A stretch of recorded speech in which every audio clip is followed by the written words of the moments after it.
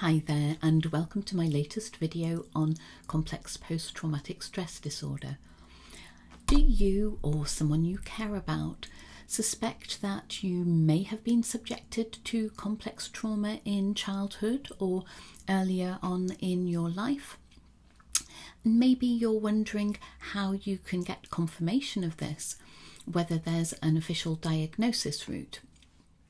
In today's video, I'm going to be running through the reasons why it can be difficult to get a diagnosis of complex post-traumatic stress disorder and why it can be difficult to spot, both for you and for mental health professionals or medical professionals. One of the issues that we have at the moment is that not all the reference books used by mental health professionals and medical professionals acknowledge C-PTSD as a trauma condition. If your mental health professional uses or refers to the DSM-5, which is produced by the American Psychiatric Association, then this doesn't have a set of diagnostic criteria for C-PTSD. It does for PTSD, but not for C-PTSD. On the other hand, the World Health Organization reference book, the ICD, has since July 2022 recognised C-PTSD in a category of its own with a set of diagnostic criteria. In addition to that, you will find as you talk to different professionals that some have greater awareness of complex trauma than others. So when you are seeking help, ask a few questions about their experience in dealing with complex trauma and helping people to recover from complex trauma. I'm going to give you some tips right at the end, some signposts as to where you can get further help, but don't forget to ask the questions in order to ascertain that the person you are talking to or paying for help does actually understand and can work with your trauma condition in order to help you move forward. It can be really difficult to know whether or not you have complex post-traumatic stress disorder, and I'm going to be talking in a few moments about some of the difficulty, some of the obstacles for you to know this and for mental health professionals.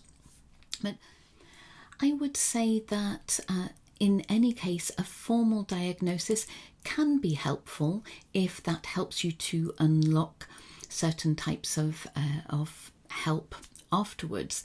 But otherwise, the most important thing is for you to understand that what you experienced did constitute trauma, and you are totally entitled to seek help to address the symptoms that are now impacting on your quality of life as an adult. So if you haven't already, watch my other videos that introduce you to complex trauma and will help you understand whether or not it does apply to you. If you think it does, then you can get in touch with mental health professionals, with your doctor, and use some of the ideas that I'm going to suggest to you at the end of this video. So today we're looking at getting a C-PTSD diagnosis and looking at why it's so difficult to do this. Before I go on any further, as with any of these videos, you may be watching lots of stuff on YouTube if you think that you experienced childhood complex trauma earlier in life. That if you are in a trauma crisis, if you are feeling very triggered, very vulnerable right now, then it's important to stop looking at these videos and get yourself some immediate help. If you're in the UK or USA, you can look up the Samaritans, who are available 24/7, 365 days a year. The phone number for the UK is on the screen. In other countries, then just type into your search engine mental health crisis support and follow the links that you get from there. But it's important not to keep watching stuff if you are in a state of being easily triggered.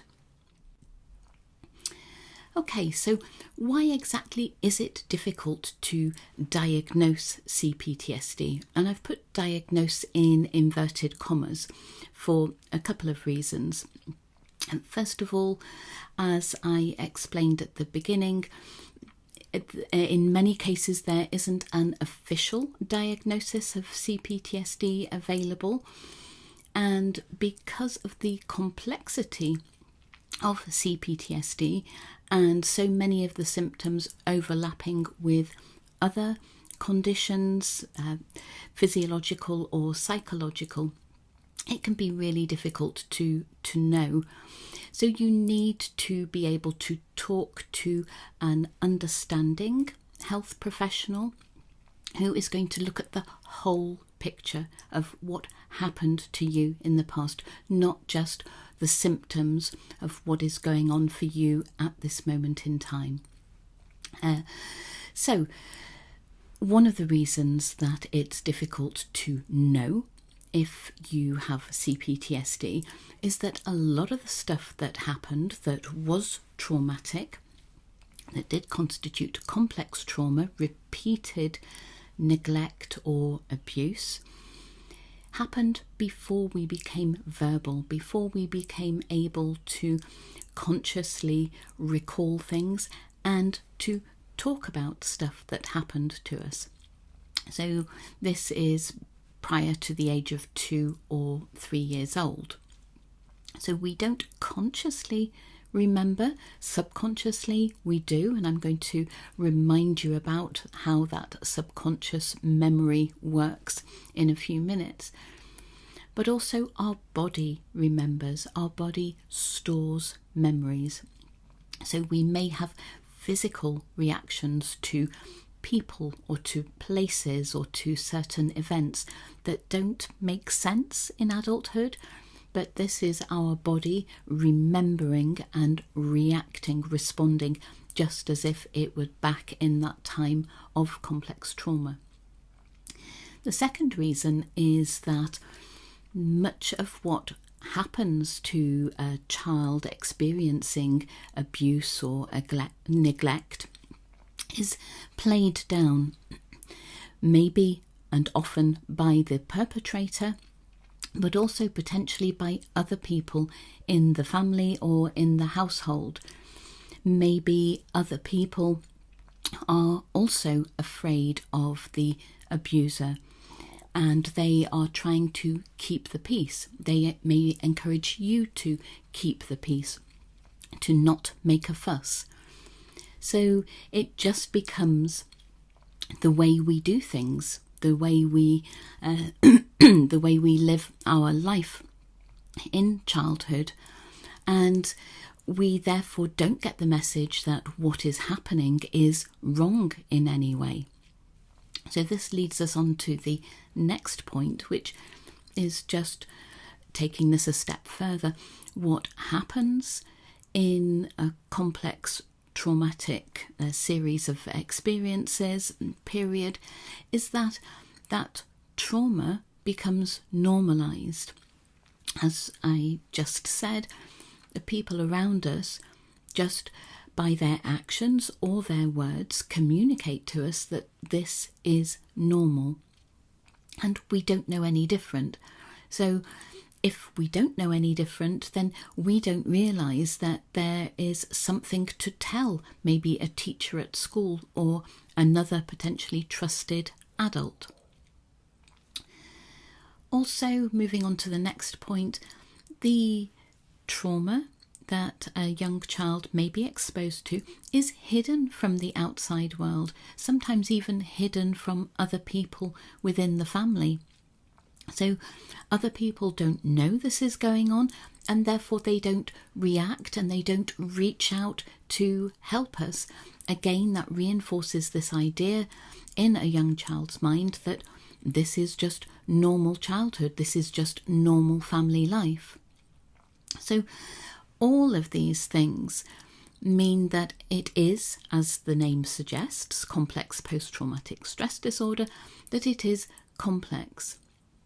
And in addition to that, the symptoms that present when taken in isolation, when looked at in adulthood, don't often make sense.